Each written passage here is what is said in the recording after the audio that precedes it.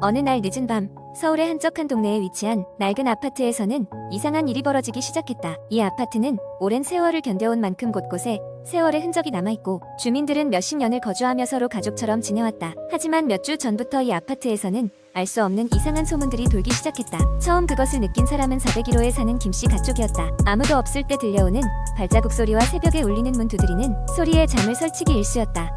가족들은 첫째 딸이 지어낸 이야기일 것이라고 대수롭지 않게 여겼지만 곧이어 403호에 사는 박씨 아주머니도 비슷한 경험을 하게 되며 이야기는 그저 아이의 상상 속 이야기임이 아님이 드러났다.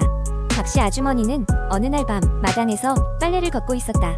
그때 귀에 익지 않은 어떤 소리가 들렸다. 처음에는 바람 소리인가 했지만 그것은 인간의 음성이었다. 분명 아이가 노래를 부르고 있는 소리였다.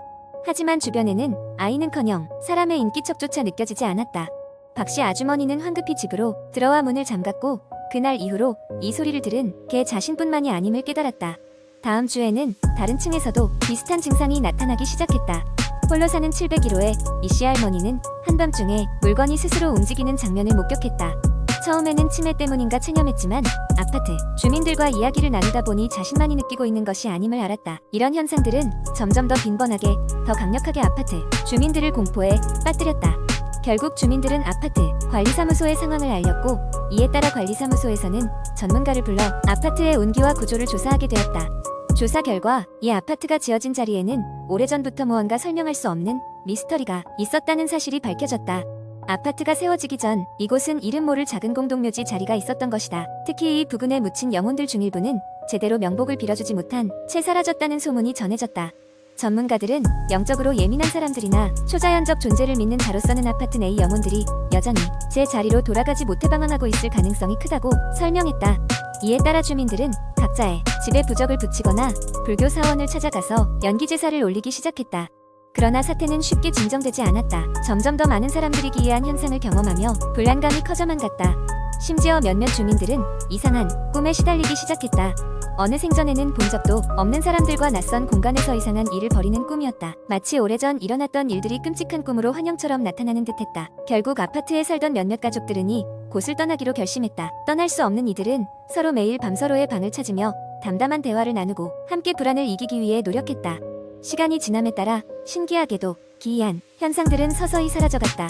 마치 무엇인가가 그들에게 작별을 고한 것처럼. 하지만 여전히 몇몇 사람들은 비 오는 날 오후 아이의 노래소리를 희미하게나마 들었다고 회상하곤 한다.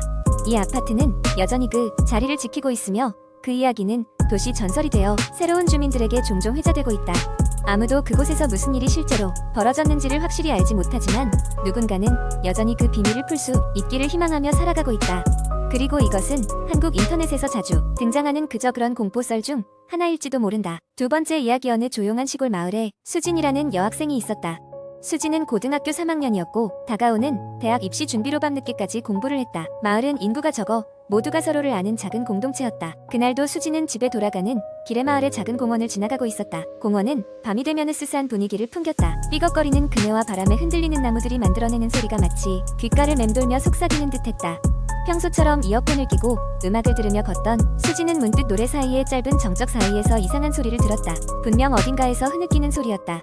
수진은 걸음을 멈추고 주위를 둘러보았지만 공원에는 아무도 없는 것처럼 보였다. 그녀는 그 소리가 누군가의 장난일 거라고 생각하며 다시 길을 재촉했다. 하지만 그날 이후로 수진은 매일 밤마다 같은 소리를 듣게 되었다. 그 소리는 점점 더 선명해졌고 수진은 그 소리가 공원 한 구석에서 난다는 것을 깨달았다. 호기심 많은 수진은 어느 날 결심하고 소리가 나는 방향으로 발길을 돌렸다. 그녀가 다가갈수록 소리는 더욱 명확해졌고 수진은 그곳에서 놀랍게도 낡은 우물 하나를 발견했다. 우물은 아주 오래되어 사용되지 않는 것처럼 보였고 주위에는 사람의 발자국 하나 없었다. 수진은 두려움을 이기고 조심스럽게 우물 가까이 다가가 아래를 들여다보았다. 그곳에는 아무것도 보이지 않았고 대신 차가운 바람이 그녀의 얼굴을 스치고 지나갔다. 그 순간 수진은 우물 아래에서 누군가가 그녀를 쳐다보고 있다는 느낌을 받았다. 당황한 그녀는 바로 그 자리를 떠나 집으로 달려갔다. 집으로 돌아온 후 수진은 그날 밤 잠을 설쳤다. 계속해서 우물 속에서 느껴진 섬뜩한 시선이 머릿속에 맴돌았기 때문이었다. 그녀는 할머니에게 그 일을 이야기했고 할머니는 얼굴이 사색이 되며 오래전 마을에 전해 내려오는 이야기를 들려주었다. 그것은 우물에 빠져 죽은 한 소녀의 원혼에 관한 것이었다. 그 소녀는 오랜 세월 동안 자신이 우물에서 구출되기를 기다리고 있었고 그녀의 영호는 이제 고독과 절망 속에 갇혀 있었다고 했다. 수지는 더 이상 어떤 이상한 소음도 듣지 않았지만 그녀는 여전히 우물 쪽을 지나가는 것을 피했다. 어느덧 시간이 흘러 대학에 합격한 수지는 도시로 떠나게 되었다. 마을을 떠나기 전 마지막 밤, 그녀는 공원을 다시 찾아 우물 앞에 섰다. 그녀는 우물 안쪽을 바라보며 속삭였다. 너를 잊지 않을게. 나중에 시간 나면 또 올게. 그 순간 우물 깊은 곳에서 누군가의 미소 짓는 듯한 소리가 들려왔다. 마치 이제 안심하라는 듯 수지는 그 이후로 공포의 우물을 다시 보지 못했지만 마음 한구석에는 늘 그곳에서 느꼈던 미묘한 감정이 자리 잡았다. 그녀는 그녀 나름의 방식으로 우물에 갇힌 소녀의 명복을 빌었다. 시간이 흐르면서도 마을 사람들은 여전히 밤이 되면 그 길을 조심히 피했고 우물 이야기는 여전히 마을 사람들 사이에서 공포의 썰로 전해 내려갔다. 세 번째 이야기, 한국 인터넷 커뮤니티에는 다양한 공포 이야기가 많이 퍼져 있습니다. 그중 하나의 이야기를 매우 길게 풀어보겠습니다. 이 이야기는 순전히 창작이며 독자를 무서움에 빠뜨리기 위한 것입니다. 서울의 한 오래된 아파트 단지에는 낡고 버려진 채로 남겨진 놀이터가 있었다. 그 놀이터는 아파트가 지어진 1980년대 초반부터 있었지만 세월이 흐름에 따라 점점 잊혀져갔고 결국 지금은 오직 옛날 사진 속에만 그 존재가 남아있었다. 그러나 주민들 사이에서는 그 놀이터에 대한 무시무시한 이야기가 오랫동안 전해 내려오고 있었다. 그 놀이터에는 오래된 그네와 녹슨, 철봉, 그리고 페인트가 벗겨진 미끄럼틀이 있었다. 낮에는 아이들이 찾아오는 법이 없었기에 조금의 바람에도 그네는 혼자서 삐걱거리며 움직였고 철봉 위로는 새들이 앉아서 쉬고는 했다. 하지만 밤이 되면 놀이터는 전혀 다른 분위기를 풍겼다. 수년 전 이 놀이터에서는 끔찍한 사고가 일어났다고 한다. 한 아이가 그네를 타다 실수로 떨어져 크게 다쳤고 결국 그 상처로 인해 목숨을 잃었다는 것이다. 그날 이후로 놀이터는 저주받았다는 소문이 퍼졌고 밤이 되면 사건의 희생자인 아이의 영혼이 놀이터를 떠돌고 있다는 이야기도 돌기 시작했다. 아이는 놀이터에서 친구들과 함께 놀고 싶어 했다던가 외로워서 지나가는 사람에게 장난을 걸고 싶어 한다는 등의 이야기였다. 놀이터에 관한 이야기는 동네 주민들 사이에서만 은밀히 전해졌다. 대놓고 공포 이야기를 꺼내놓는 사람은 없었지만 누구나 알고 있는 비밀 같은 존재였다. 그러나 이런 이야기를 잘 믿지 않던 박씨라는 한 남자가 있었다. 그는 오랜 기간 동안 사소한 괴담에 휘둘리며 사는 것이 지겨웠다고 했다. 박씨는 어느 날 밤 친구들에게 자신이 그 놀이터에 가서 아무 일도 일어나지 않음을 증명하겠노라 선언했다. 그의 친구들은 만류했지만 박씨의 마음을 돌릴 수는 없었다. 그는 자정이 되기 5분 전쯤 플래시가 달린 스마트폰을 들고 놀이터로 향했다. 놀이터는 평소와 같이 삐걱거리는 소리를 냈다. 박씨는 그런 소리를 대수롭지 않게 여기고는 벤치에 앉아 자정이 되기를 기다렸다. 벤치에 앉아있을 때 갑자기 무언가가 허공에서 자신을 빤히 쳐다보는 듯한 기분이 들었다. 하지만 그는 쉽게 불안해하지 않았고 휴대폰을 꺼내 시간을 확인했다. 자정이 되려면 아직 2분이 남아있었다. 드디어 자정이 되자 박 씨는 깜짝 놀라고 말았다. 그네가 혼자서 크게 흔들리고 있었기 때문이다.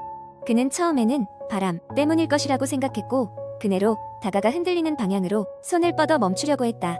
그런데 그 순간 아주 작고 희미한 웃음소리가 들려왔다. 그것은 분명 아이의 목소리였다. 박 씨의 심장은 쿵쾅거리기 시작했다. 그는 돌아서서 그곳을 빠져나가려 했다. 그런데 벤치 쪽에서 이상한 그림자가 보였다. 한 아이가 앉아있는 것처럼 보였지만 제대로 보이지는 않았다. 흐릿하고 불분명한 모습으로 마치 안개처럼 형체가 일렁였다. 박 씨는 자신이 보고 있는 것이 무엇인지 확인하기 위해 눈을 비볐다. 하지만 그림자는 여전히 그 자리에 있었다. 공포심이 몰려와 더 이상 그 자리에 있을 수 없음을 느끼자마자 박 씨는 놀이터를 벗어나기 시작했다. 그 순간 뒤에서 자신을 부르는 작은 목소리가 들렸다. 같이 놀자. 박 씨는 그 목소리를 무시하고 전속력으로 아파트로 돌아갔다. 놀이터에서의 경험을 아무에게도 말하지 않았지만 그의 표정과 태도에서 무언가 변했다는 것을 친구들은 알 수 있었다. 그날 이후로 박 씨는 밤에 혼자 다니지 않았고 그 놀이터 근처에는 절대 다시 가지 않았다. 몇 달 후 놀이터는 결국 철거되었다. 이제는 그 자리에 새로운 시설이 들어서고 있지만 그날 박 씨가 겪었던 일은 아직도 그의 기억 속에서 흐려지지 않고 남아있다. 그의 친구들은 여전히 그 이야기를 들려주며 농담을 하곤 하지만 박 씨는 매번 그 이야기가 나오면 무거운 침묵으로 답할 뿐이다. 사람들은 각자 자신만의 해석을 가지고 있다. 그날 밤 박 씨가 진정으로 무언가를 보았던 것인지 혹은 그가 겪은 모든 것이 단지 상상의 소산이었는지는 아무도 모른다. 하지만 한 가지는 분명하다. 그날의 놀이터에는 아직도 풀리지 않은 수수께끼가 있다는 것이다.